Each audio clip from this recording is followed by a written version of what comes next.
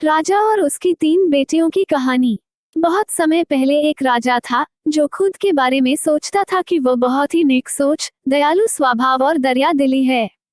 उसे लगता था कि वह स्थितियों को सही से समझने, हर बात पर न्याय करने और हर विषय में उचित विचार रखने वाला व्यक्ति है। राजा की 3 बेटियां थीं। एक दिन उसने अपनी बेटियों को बुलाकर कहा, मेरे पास जो भी है वो सब तुम्हारा है। तुम तीनों को मुझसे ही जीवन मिला है। मेरी इच्छानुसार ही तुम तीनों का भूत, वर्तमान और भविष्य बना हुआ है, जो आगे भी ऐसे ही बना रहेगा। मैं ही तुम तीनों का भाग्य बनाता हूँ। राजा की यह बात सुनकर उसकी 2 बेटियों ने शांत मन से राजा की बात में हामी भर दी, लेकिन तीसरी बेटी ने ऐसा नहीं किया। उसने कहा, नहीं, मुझे तो नहीं लगता है कि आपके हाथों में मेरा भाग्य है। राजा यह सुनते ही गुस्से में आ गया। उसने अपनी तीसरी बेटी की कही बातों को एक चुनौती के रूप में स्वीकार किया। उसने खुद को अपनी तीसरी बेटी के सामने सही साबित करने की ठान ली और उसे जेल में बंदी बना दिया। इस वजह से राजा की तीसरी बेटी कई सालों तक जेल में ही बंद रही। राजा और उसकी बाकी की बेटियां राजसी जीवन जीते रहे।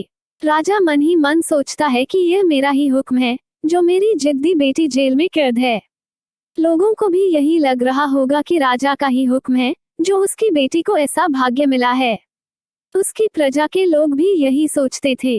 उन्हें लगता था कि राजा की तीसरी बेटी ने जरूर कोई गलत कार्य किया होगा, तभी उसे जेल में कैद करके रखा गया है। वरना कोई भी पिता अपनी बेटी के साथ भला ऐसा क्यों ही करेगा। राजा कभी कभी जेल में कैद अपनी तीसरी बेटी से मिलने के लिए जाता था। उसकी बेटी बहुत कमजोर हो गई थी, लेकिन अभी भी उसके विचारों में कोई बदलाव नहीं आया था। मगर राजा अपनी कमजोर होती बेटी की हालात और नहीं देख पा रहा था। एक दिन उसने अपनी तीसरी बेटी से कहा, इस तरह से तुम्हारा जिद करना मुझे बहुत गुस्सा दिलाता है। अगर तुम इसी तरह मेरी आंखों के सामने रही, तो गुस्से में मैं न जाने क्या कर बैठूंगा।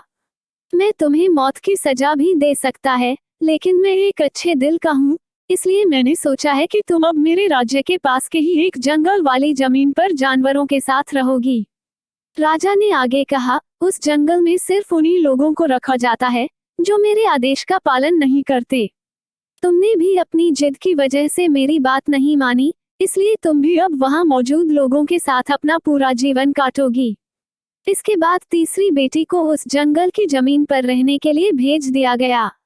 वहां वो फल और सब्जियां खाने और एक गुफा में रहने लगी।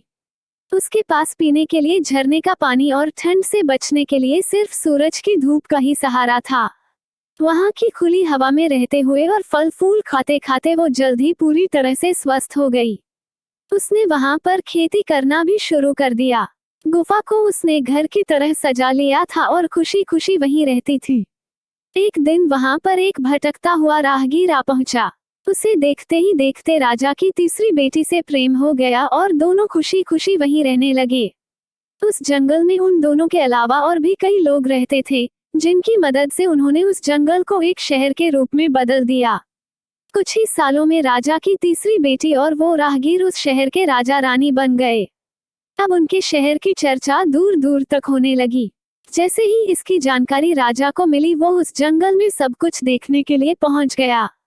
जब उसने वहां की राजगद्दी पर अपनी बेटी को बैठे देखा और साथ में एक खूबसूरत युवक को, तो उसके होश उड़ गए। राजा की बेटी ने अपने महल में अपने पिता का पूरे सम्मान के साथ स्वागत किया।